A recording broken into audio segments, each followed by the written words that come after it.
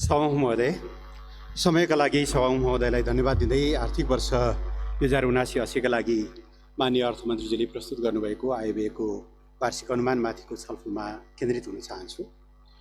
सभामुख महोदय, यो वर्षको बजेट आइरहँदा माननीय अर्थमन्त्रीजीले केही कुरालाई आधार बनाउनु पर्थ्यो भन्ने म ठान्दछु। खास गरी उहाँ त समाजवादमा विश्वास गर्नुहुन्छ।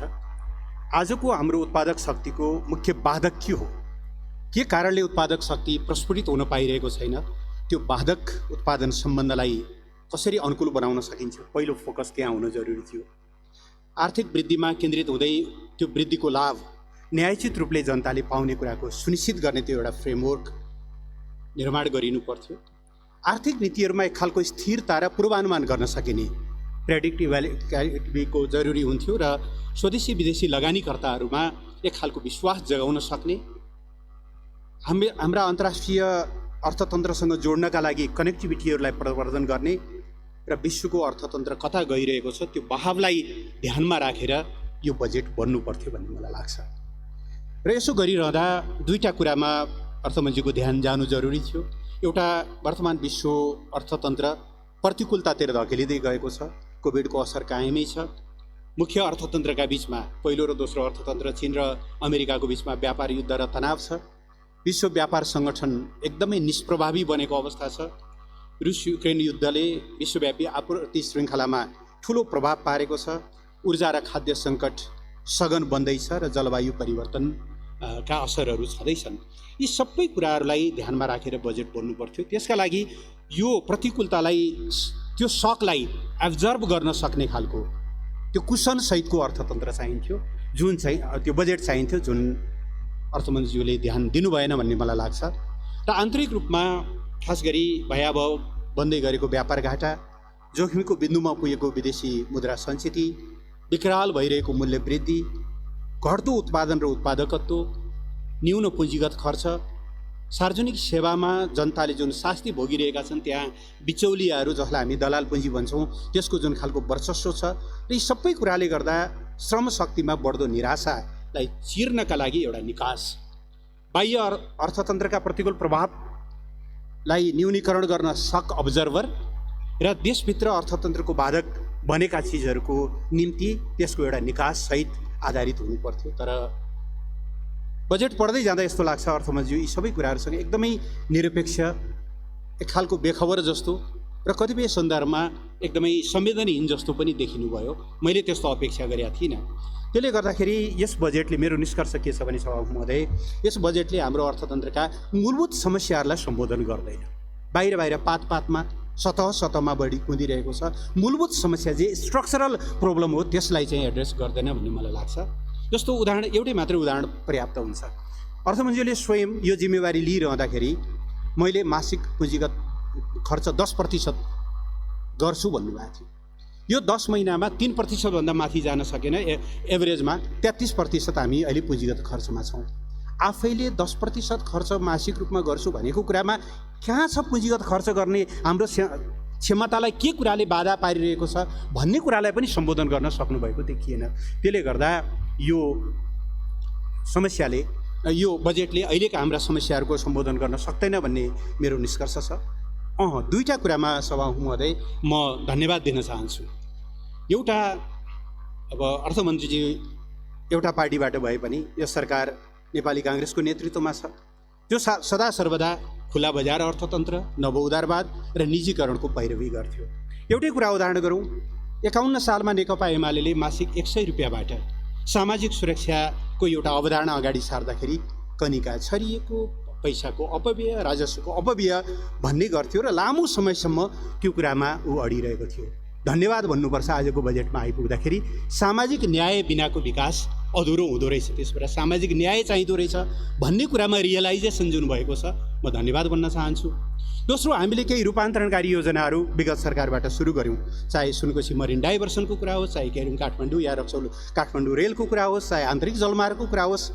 हामीलाई कति खिचिटिउरी गरियो हामी सबैलाई थाहा छ, कति कागजका रेलहरू बनाएर रत्न पार्कमा कुदाइयो त्यो पनि हामीलाई थाहा छ। आखिर आज तपाईँहरू यो ठाउँमा आइपुग्नुभयो कि रूपान्तरणकारी योजना चाहिँदो रहेछ। एउटा कुरा मान्नुहोस्, नेकपा एमाले यो देशको विकासको एउटा ट्रेन्ड सेटर हो। उसले जुन ट्रेन्ड सेट गरेको छ तपाईँले एकछिन विरोध गर्नुहोला, तर देर सबेर तपाईँ त्यो ठाउँमा नआइपुगिकन सुख छैन। कमसेकम यो बजेटमा आइपुग्दाखेरि त्यो रियलाइजेसनको कुराको निम्ति मैले धन्यवाद भन्न चाहन्छु। यद्यपि त्यसको क्रेडिट अथवा त्यसको आत्मसमीक्षाको पाटो म देखिरहेको छैन। अब जहाँसम्म बजेटको कन्टेन्टमा जाँदाखेरि यो कार्यान्वयन हुँदैन, किनभने कार्यान्वयन नहुने यावत कारणहरू छन्। यो चुनावी वर्ष हो, तपाईँहरू छलफल गरिरहनु भएको छ मङ्सिरमा चुनाव गर्ने भनेर। मङ्सिरसम्म त तपाईँहरूले पुँजीगत खर्च गर्न सक्ने कुरै भएन। त्यसपछि कुन सरकार आउँछ, कार्यान्वयन हुन नसक्ने तर यति ठुलो आकार बनाउनु भएको छ। आकारकै कुरा गरौँ मान्य अर्थमन्त्रीज्यू, तपाईँ आफैले दुईचोटि संशोधन गरेर चालु आर्थिक वर्षको बजेटलाई त 14 खरबमा झार्नु भयो भने 16 खरब 47 अरब कति थियो क्यारा, त्यसलाई आफै घटाएर 14 अरबमा बनाएको मान्य अर्थमन्त्रीजीले अहिले झन्डै 18 खरब के आधार? यो 10 महिनाको बिचमा के त्यस्तो चमत्कार भयो मुलुकको अर्थतन्त्रमा कि यति ठुलो आकारको बजेट खर्च गर्न सकिन्छ? त्यसमाथि पनि कति विरोधाभास छ भने एकातिर आयात घटाउँछु भन्नुहुन्छ, अर्कोतिर राजस्व बढाउँछु भन्नुहुन्छ, जबकि हाम्रो राजस्वको अत्यधिक ठुलो हिस्सा आयातमाथि निर्भर छ। कयौँ चिजहरू यस्तो छ जहाँ निश्चित व्यापारी घरानालाई फाइदा हुने गरी ल्याउनु भएको देखिन्छ। हिजो पनि त्यस्तो गर्नुभयो, स्रोत नखुलेको सम्पत्तिलाई म वैध बनाइदिन्छु भन्नुभयो। अहिले सेनिटरी प्याडको, विद्युतीय सवारी साधनको बारेमा जे जस्ता कुराहरू आइरहेका छन् अलरेडी रेकर्ड भइसकेको हुनाले मैले दोहोऱ्याउन चाहन्न। पुँजीगत खर्च घटाउनु भएको छ, करिब 21% छ। 21% पुँजीगत खर्च गरेर 8% आर्थिक वृद्धि। यसको लागि त नयाँ आडामी स्मिथ खोज्नुपर्ने हो कि नयाँ मार्क्स खोज्नुपर्ने हो कि नयाँ पिकेटी खोज्नुपर्ने हो कि हाम्रो सोझो अर्थतन्त्रले त यस्तो कुरा, अर्थशास्त्रको हिसाबले त यो कुरा कहीँ पनि हुन्छ जस्तो मलाई लाग्दैन। सेवामा समेत हाम्रो ठुलो पैसा बाहिरिएको छ। यो वर्ष मात्रै झन्डै 44 अरब रुपियाँ शिक्षामा हाम्रो बाहिरियो। त्यसलाई रोक्न खै हामीसँग कार्यक्रम? एकातिर तपाईँ भन्दै हुनुहुन्छ चियुलाई म सेन्टर अफ एक्सेलेन्स बनाउँछु भनेर। सत्तारूढ दलहरूका भातृ सङ्गठनहरूद्वारा 6 महिनादेखि ताला लागेको छ। ताला खोल्नेसम्म कुनै चाहिँ हामीले पहल गर्दैनौँ। अनि बन्छ सेन्टर अफ एक्सेलेन्स, या नयाँ मेडिकल कलेज खोजौँ या अरू केही खोलौँ भन्ने भने एकजना रेडिमेड अनसन शास्त्री हुनुहुन्छ, उहाँ अनसन बसिहाल्नुहुन्छ। त्यस पछाडि हामी बहकिन्छौँ। 44 अरब रुपियाँ बाहिर गइरहेको छ भने त्यसको आधा मात्रै यहाँ देशभित्र शिक्षामा लगानी गर्ने हो भने हाम्रो सेवामा बाहिरिरहेको पैसा त रोक्न सकिन्थ्यो। यस सम्बन्धी मैले कुनै पनि कार्यक्रमहरू देखिन सभामुखलाई। त्यसपछि प्राविधिक शिक्षा आजको हाम्रो आवश्यकता हो। पूर्ववर्ती सरकारले यसको स्ट्रक्चर चेन्ज गरौँ। अहिले 70% जनरल र 30% भन्दा पनि कम प्राविधिक छ, यसलाई चेन्ज गरौँ। सुरुमा 50-50 गरौँ र पछि चाहिँ प्राविधिक शिक्षाको भार बढाउँदै जाउँ भनेको थियो, तर त्यससँग जोड्ने गरी कार्यक्रम आएको छैन। शिक्षाको बारेमा कुरा गर्दा बडो पीडा हुन्छ। अर्थमन्त्रीलाई दुख्छ कि दुख्दैन यस्ता कुराले थाहा छैन। शैक्षिक सत्र सुरु भयो, लाखौँ विद्यार्थीहरूको हातमा अहिलेसम्म किताब छैन। अनि हामी सेन्टर अफ एक्सिलेन्सका 21औं शताब्दीको शिक्षाका कुरा गरेर कहीँ पुगिन्छ र सभामुख महोदय? कहीँ पनि पुगिँदैन। नयाँ रोजगारी खोल्ने मैले कार्यक्रमहरू देखिनँ कहीँ। र सबभन्दा अर्को चिन्ताजनक विषय के छ भने सभामुख महोदय, विदेशी लगानी बढाउँछु भन्दै हुनुहुन्छ, तर तपाईँहरूका क्रियाकलापले विदेशी लगानीकर्तालाई त लगातार हतोत्साही गराइरहेको छ। हिजो गिजोल्नसम्म गिजोलियो एमसिसी, पछि अब के देख्नुभयो तपाईँहरूले? सत्ता जान्छ भन्ने ठान्नुभयो, के ठान्नुभयो? कुरा त जहाँको त्यहीँ छ, तर एमसिसी पास गर्नुभयो, धन्यवाद भन्छु मैले। तर आज फेरि त्यसै गरी बुढी गण्डकी गिजोल्दै हुनुहुन्छ। यो गिजोल्ने कुरामा किन आनन्द आउँछ? हामीले त सरकार परिवर्तन होस् तर पोलिसीहरू कन्सिस्टेन्ट रहनुपर्ने होइन र? पोलिसी राजनीतिक स्थायित्वको एउटा महत्त्वपूर्ण आधार भनेको पोलिसीको कन्सिस्टेन्सी हो, कन्टिन्युएसन हो। प्रेडिक्ट गर्न सकिने, भोलि नयाँ सरकार आए पनि यी कुराहरूमा परिवर्तन हुँदैन भनेर पो लगानीकर्ताले हेर्छ। 30 वर्षको लिज लिएर आउने हो, उसले तयारी गर्न कम्तीमा 5 वर्ष लाग्छ।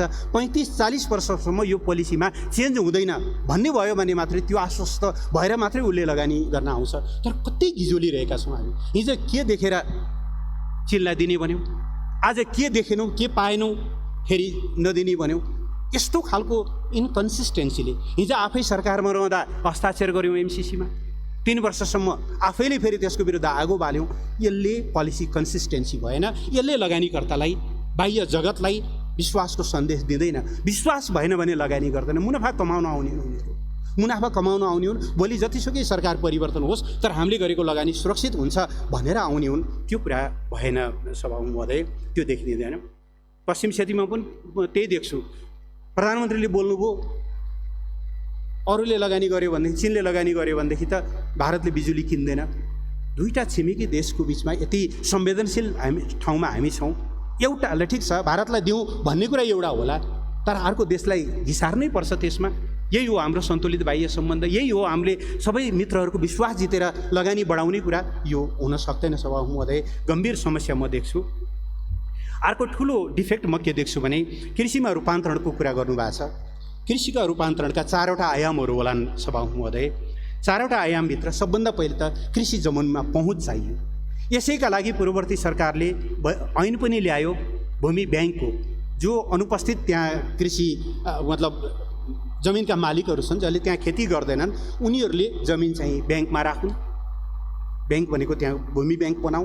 काम गर्न चाहनेहरूले त्यो ब्याङ्कबाट लिजमा लिउन् र त्यस पछाडि चाहिँ जमिनमाथि पहुँच त्यो व्यवस्था ल्याएको थियो। तपाईँले भूमि ब्याङ्कको चर्चै गर्नु भएन। लिज अर्कै खालको लिजको, त्यो लिजका लागि फेरि तपाईँले नयाँ कानुन बनाउनु पर्ला। कहिले कानुन बनाउनुहुन्छ? यो त कस्तो भयो भने दुईवटा यो लैङ्गिक ऊ भन्ने नठानियोस्, दुईवटा महिलाहरूको बिचमा कुरा हुन्थ्यो अरे, तिम्रो त चामल छ, कति बेला धुन्छौ, कति बेला पकाउँछौ, कति बेला छड्किन्छ, कति बेला भर्सिन्छ र खान्छौ, मेरो त धान छ कुट्छु खान्छु भने जस्तो कुट्छु खान्छु जस्तो भयो। त्यो एउटा आधार बनिसकेको थियो सभामुख महोदय, थोरै समय दिनु होला मलाई। भूमि ब्याङ्कको एउटा आधार बनि नै सकेको थियो। त्यो भूमि ब्याङ्क मार्फत जो वास्तविक रूपमा कृषिमा काम गर्न चाहन्छन् उनीहरूलाई जमिनको एक्सेस, त्यसपछि प्रविधि र पुँजी, त्यसपछि सहज बजार र उचित मूल्य निश्चित बचत हुने गरी यो श्रृङ्खलामा हेऱ्यो भने पो बल्ल वास्तवमा कृषिको रूपान्तरण हुन्छ। त्यो श्रृङ्खला नै एकदम खलबलिएको छ। 5 खरबको तपाईँले जुन एउटा लघु वित्त कोष भन्नुभएको छ, पूर्ववर्ती माननीयजीहरूले भनिसक्या हुनाले म त्यता जान चाहिनँ, त्यो समस्या हो भन्ने मलाई लाग्दैन। हो यहाँनिर हो सहकारी चाहिने उत्पादन र त्यो चाहिँ बिचौलियाको जुन एउटा बिगबिगी छ। धादिङको तरकारी यहाँ आइपुग्दाखेरि न धादिङका किसानले उचित मूल्य पाउँछ, न म उपभोक्ताले उचित मूल्यमा किन्न पाउँछु। यो बिचौलियाको जालो तोड्नका लागि हो सहकारीको भूमिका बढी हुने। तर तपाईँले त भनिदिनु भयो निर्माणमा सहकारीलाई प्रयोग गर्छु, ठुल्ठुला स्क्याभेटरहरू चाहिएला, कहाँबाट ल्याउँछन् त्यो उत्पादन सहकारीहरूले? एकदमै यो डिरेल भयो, प्राथमिकता पनि बढालियो र नीति पनि ठिक भएन भन्ने मलाई लाग्छ। हेभी मेसिनरी पर्ने कुराहरू। त्यसपछि अर्को एउटा काम भएको छ, यो थ्रेसहोल्ड 2 करोडमा झार्नुभयो विदेशी लगानी सम्बन्धी। निश्चित क्षेत्रमा स्टार्टअप र खास एकदम कटिङ एज टेक्नोलोजीको हकमा हो भने छलफल गर्न सकिन्छ, तर ऱ्यान्डमली तपाईँले 2 करोड थ्रेसहोल्ड झारिदिएपछि स्वदेशी उद्योगहरूले कसरी टाउको उठाएर बाँच्न सक्छन्? मान्य अर्थमन्त्री सभामुख महोदय मार्फत मेरो प्रश्न छ। यो एकदमै स्वदेशी उद्यमीहरूलाई चाहिँ घाँटी निमोट्ने खालको तरिका भयो, यो उचित भएन। त्यसपछि तपाईँले अर्को भन्नुभएको छ के अरे यो मानव विकास सूचकाङ्क चाहिँ 0.5 के अरे 65 पुर्याउँछु भनेर। 20 वर्ष लागेछ हामीले 0.50 के अरे 0.050बाट 0.060मा पुग्न। 20 वर्षमा हामी 10.10 बिन्दुले हामीले मानव विकास सूचकाङ्कमा प्रगति गऱ्यौँ। एकै वर्ष 0.50 हामीले प्रगति गर्न सक्छौँ। एकदमै हावादारी कुरा भयो। त्यस कारणले गर्दा धेरै कुराहरू तपाईँले एकदम सतहमा जमिन नटेकिकन बजेट ल्याउनु भयो। यसले आर्थिक बोझ मात्रै बढाउने हो। जलवायु परिवर्तनका प्रतिकूल असरहरूको बारेमा पूर्ववर्ती सरकारले विश्वव्यापी एउटा नेटवर्क निर्माण गर्ने कोसिस गरेको थियो। ग्लासगोमा प्रधानमन्त्रीले बोल्नु पनि भयो, म सगरमाथा संवाद आयोजना गर्छु भनेर। मैले खोजेँ कहीँ कतै त्यस सम्बन्धी आयोजना गर्ने र त्यसको निम्ति बजेट एलोकेसन भएको देखिएन। सीमा निरीक्षणको सन्दर्भमा परराष्ट्र मन्त्रालयमा 2टा स्थायी संयन्त्रहरू छन्।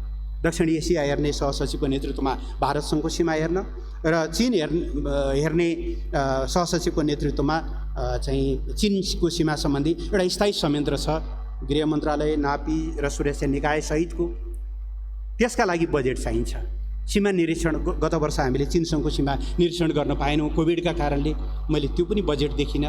यसले चाहिँ शहरमा के छ भने सभामुख महोदय म टुङ्ग्याउँछु, यसले यो बजेटले उत्पादकत्व वृद्धि गर्दैन, उत्पादन वृद्धि गर्दैन। उत्पादन वृद्धि नगरेपछि तपाईँसँग सरकारी बजेटमा सरकारी कोषमा पैसा हुँदैन, तपाईँलाई वितरण गर्न पुग्दैन। निकै धेरै वितरणमुखी कार्यक्रम ल्याउनु भएको छ, तर त्यसका लागि ठेग्न त गाई पसिलो भयो, गाईले चाहिँ फाँचाभरि दुध दियो भने पो बल्ल बाँड्न पुग्ने होला। बाँड्नका निम्ति तपाईँले उत्पादकत्वमा, दाना पानीमा घाँसमा लगानी गर्नु भएन, त्यसले गर्दाखेरि यसले उत्पादकत्व वृद्धि गर्दैन, व्यापार घाटा घटाउँदैन, रोजगारी सृजना गर्दैन, तर वितरणमा चाहिँ ठुलो चाप ल्याउँछ र मुलुकको आर्थिक सङ्कटलाई चाहिँ अझै सघन बनाउँछ। मेरो सारमा निष्कर्ष के छ भने सभामुदय, वर्तमान सरकारले राजनीतिक अस्थिरता त ल्याएको थियो, यसले आर्थिक अस्थिरता समेत, आर्थिक पूर्वानुमान गर्न नसकिने, विश्वको जुन सक हुँदैछ, अर्थतन्त्रमा जुन सक आउँदैछ त्यसलाई सकलाई एब्जर्भ गर्न नसक्ने र थप सङ्कटको पुनरुत्पादन गर्ने हिसाबले आयो यो बजेट। मैले चाहिँ त्यस्तो अपेक्षा गरेको थिइनँ। मेरा यिनै भनाइहरूसहित आफ्नो भनाइ टुङ्ग्याउँछु। धन्यवाद।